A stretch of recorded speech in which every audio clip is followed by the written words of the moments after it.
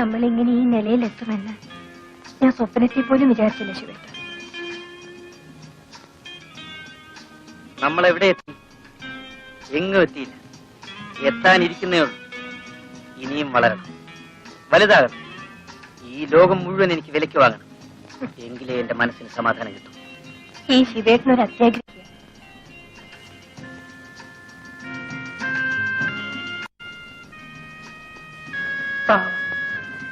രുക്മിണി ചേച്ചിയുടെ സ്ഥിതി എന്താണോ? അതൊന്നും ഓർക്കരുത്. ഓർത്താൽ നമ്മുടെ സ്വസ്ഥത നഷ്ടപ്പെടും. അവൾ എങ്ങനെങ്കിലും ജീവിക്കും. മറ്റുള്ളവരെങ്ങനെ ജീവിക്കുന്നു എന്നല്ല നമ്മൾ നോക്കേണ്ടത്, നമ്മൾ എങ്ങനെ ജീവിക്കും എന്നാണ്. ശിവേട്ടൻ ഇത്ര സ്വാർത്ഥനാണോ? സ്വാർത്ഥനാകാത്ത ഒരുത്തന് ഈ ഭൂമി ജീവിക്കാനൊക്കില്ല.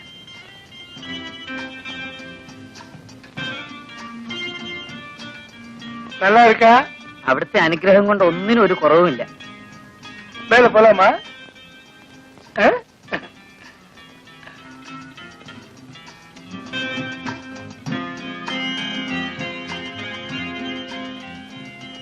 ഉക്കാരപ്പയ്യ. എടാ ശിവു, നീ ഇനി അങ്ങ് മലയാളത്തിൽ പറഞ്ഞേച്ചാ മതി. എടാ കൊച്ചനെ, ഞാൻ പാലാക്കാരൻ മത്തായിയാ. കുഞ്ഞുനാളിലെ വീട്ടിൽ നിന്ന് ഒളിച്ചോടി പോയതാ. ഒരു ജോലി അന്വേഷിച്ച് പല സ്ഥലത്തും നടന്നു. ഒരു ജോലിയും കിട്ടിയില്ല. അവസാനം മദിരാശിയിലെത്തി സിനിമാ നടനായി. ശ്രീരാമ വിജയത്തിലെ നായകനായിട്ട് അഭിനയിച്ചു. ഹനുമാന്റെ വേഷം. പടം 100 ദിവസം ഓടി. നല്ല പേരും കിട്ടി. പക്ഷെ എന്നെ ആർക്കും അറിയാൻ വയ്യ. കാരണം എന്താന്ന് വെച്ചാൽ ഹനുമാന്റെ മോന്ത വെച്ചല്ലേ അഭിനയിച്ചത്. അതുകൊണ്ട് എന്റെ മോന്ത ആരും കണ്ടില്ല. പിന്നെ ഞാൻ ചാൻസ് ചോദിച്ചിട്ട് നടക്കാനും പോയില്ല. പക്ഷെ ഒന്നുണ്ടായിരുന്നു, കുറേ കാലം നാട്ടുകാരെന്നെ ഹനുമാൻ മത്തായി എന്ന് വിളിച്ചോണ്ടിരുന്നു. അതിനുശേഷമാ ഞാൻ ചെട്ടിയാരുടെ കൂടെ കൂടിയതും അപ്പയ്യ ആയതും. ഇപ്പൊ നല്ല മുട്ടൻ സൗകര്യമാ. എന്നതിന്റെ കുറവാ. 2 ടാക്സി ഓടുന്നുണ്ട്. താമസിക്കാൻ ഇതുപോലൊരു ബംഗ്ലാവുണ്ട്. പക്ഷെ ഇതൊക്കെ ഉണ്ടാക്കുന്നത് ആർക്ക് വേണ്ടിയാ? ആദ്യം പണം ഉണ്ടാക്കണം അപ്പയ്യ, ഇഷ്ടം പോലെ പണം. എന്നിട്ട് ആലോചിക്കാം അത് ആർക്ക് കൊടുക്കണമെന്ന്. സ്നേഹിക്കാൻ ആരെങ്കിലും വേണ്ടേ? അന്നുണ്ടാകും. ഞാനുണ്ടാക്കും. சுவாமி, இங்க வேற யாராவது வரதுண்டா? என்ன தவிர ഇവിടെ വേറെ ആര് വരാനാ? ശിവൻ വേറെ யாராவது அழைச்சிட்டு வரதுண்டான்னு? ഇല്ല മുതലാളി. இங்க வேற யாரும் வரக்கூடாது. நான் மட்டும்தான் வரலாம். நான் மட்டும். அப்படி வேற யாராவது வரக்கூடியிருந்தா அவங்க தரக்கூடிய பணத்தை உனக்கு சிவனுக்கும் ഇവിടെ ആരും വരില്ല മുതലാളി. മുതലാളി അല്ലാതെ ശിവേട്ടിന് ഇവിടെ ആരും പരിചയമില്ലല്ലോ. எனக்கு மட்டுமா இருக்கிற பொண்ணுதான் எனக்கு தேவை. என் அன்பா இருக்கணும், என் தேவைகள் எல்லாம் பார்க்கணும். அந்த மாதிரி ஒரு பொண்ணுதான் எனக்கு தேவை. അതിനൊക്കെ അങ്ങേക്ക് അങ്ങയുടെ ഭാര്യയില്ലേ? ഭാര്യ இருக்கு. அந்த மாதிரி நிறைய பேர் இருக்கு. பட் ஆர்ட்ட இருந்தும் நான் நினைக்கிற மாதிரி அன்பு கிடைக்கல.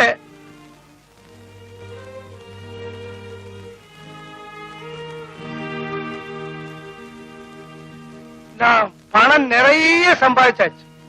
ஆனா பணம் கொடுத்து அன்பு விலைக்கு வாங்க முடியாதுன்னு எனக்கு இப்பதான் புரிஞ்சது.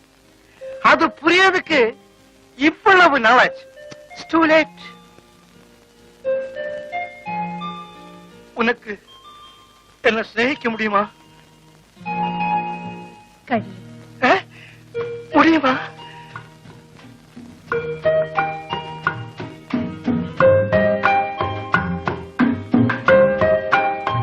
இது நான் உனக்காக கொண்டு வந்தாக்கும். என்ன விலை தெரியுமா? 50,000 ரூபாய். நான் உனக்கு ஏன் தலையில தெரியுமா? நீ எனக்காக மட்டும் இருக்கிறதுதான். അങ്ങ് ഇപ്പോഴും സ്നേഹം വിലയ്ക്ക് ചോദിക്കുകയാണ്.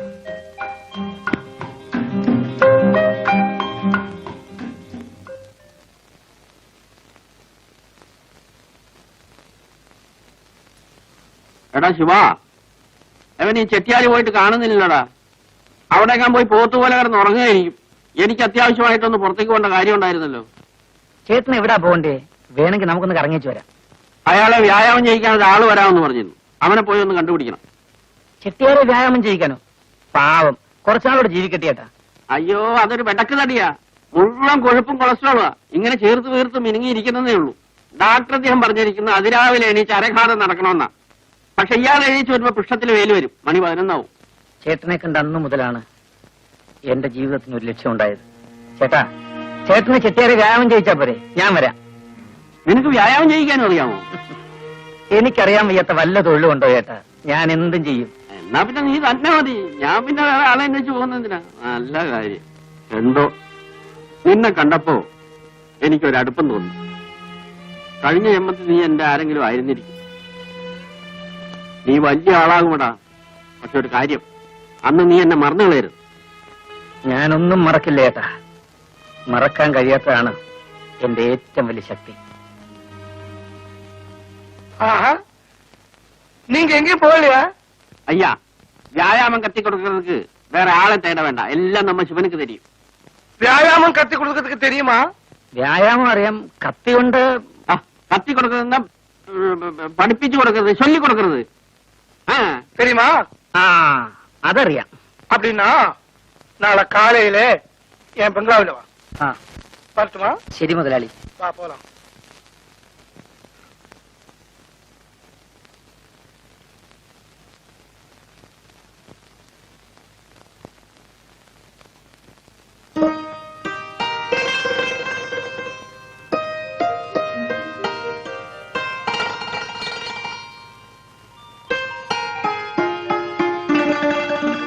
ചെട്ടിയാര് തന്നതാ. നിന്നെ എനിക്ക് കിട്ടിയത് എന്റെ ഭാഗ്യമാണ്. ഇവിടെ മറ്റാരും വരരുതെന്നാണ് ചെട്ടിയാര് പറയുന്നത്. ഞാൻ അയാളുടെ മാത്രം സ്വന്തമായിരിക്കണമെന്ന്. നീ സമ്മതിച്ചില്ലേ? സമ്മതിച്ചു. അങ്ങനെ പറയാവൂ. പക്ഷേ ഇയാളെക്കാട്ടിലും വിലയുള്ള ചിട്ടയാരെ കിട്ടിയാ നമ്മൾ അയാളെ സ്വീകരിക്കും. നമുക്ക് ജീവിക്കാനുള്ള പണമായാൽ ഈ തൊഴിൽ നിർത്തണം ശിവേട്ട. അത് ശരിയാ, ഞാനും അത് ആലോചിക്കുന്നുണ്ട്. പക്ഷേ അതെന്നാ? എന്നായാലും അന്ന് ശിവേട്ടനെ ഉപേക്ഷിക്കാതിരുന്നാ മതി. രുക്മിണി ചേച്ചിയെ ഓർക്കുമ്പോ എനിക്ക് ശിവേട്ടനെ പേടിയാ. ഇല്ല സോജി, നിന്നെ അങ്ങനെ ഉപേക്ഷിക്കാൻ എനിക്ക് കഴിയില്ല. നീ എന്നും എന്റെ കൂടെ ഉണ്ടാവും. സത്യമാണോ ശിവേട്ട?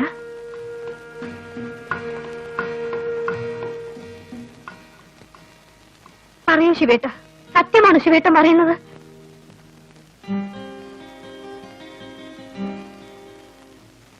നീ ഒരു മണ്ടിയാണ്.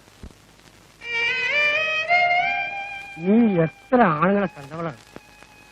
ശിവനെ പോലെ എത്ര ശിവന്മാർ ഇനിയും ഉണ്ടാവും. ഇങ്ങനെ അത് ഓർത്തിരുന്ന് ജീവിക്കണ്ടേ? ഇല്ല അന്ത്രൂസ് ചേട്ടാ, പട്ടിണി കിടന്ന് ചത്താലും ഞാൻ ഇനി ആ ജോലിക്കില്ല. വെച്ച് വിളമ്പിക്കൊടുക്കാൻ എനിക്കിനി ആരുമില്ല. മാസം മാസം ഫീസ് കൊണ്ട് കൊടുക്കാൻ എനിക്ക് എന്റെ മകളുമില്ല. മാലാഖപോലത്തെ മോളായിരുന്നു. നീ തരുന്ന ബിസ്ക്കറ്റും ചോക്ലേറ്റും കൊണ്ട് കൊടുക്കാൻ ചെല്ലുമ്പോ മോൾ എന്നോട് പറയുമായിരുന്നു, അന്തരസ്യറ്റും സൈക്കിൾ ടെസ്റ്റ് ചവിട്ടരുത്. ഞാൻ മമ്മിയോട് പറഞ്ഞു കാർ വാങ്ങിച്ചു തരാമെന്ന്.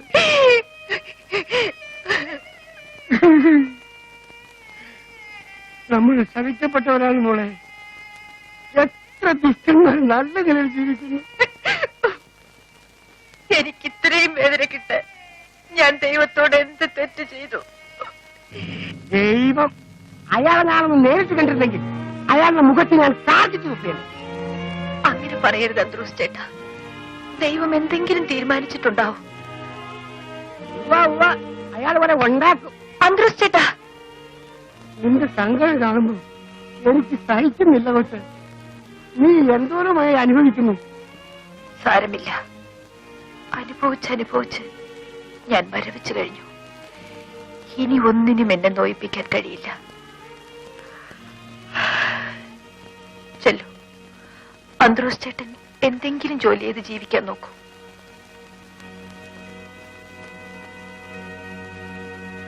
നീ ഒന്നും കഴിച്ചില്ലല്ലോ. ഞാൻ ആ നായരുടെ കടയിൽ പോയി ഒരു പതി ചോറ് വാങ്ങിച്ചില്ല.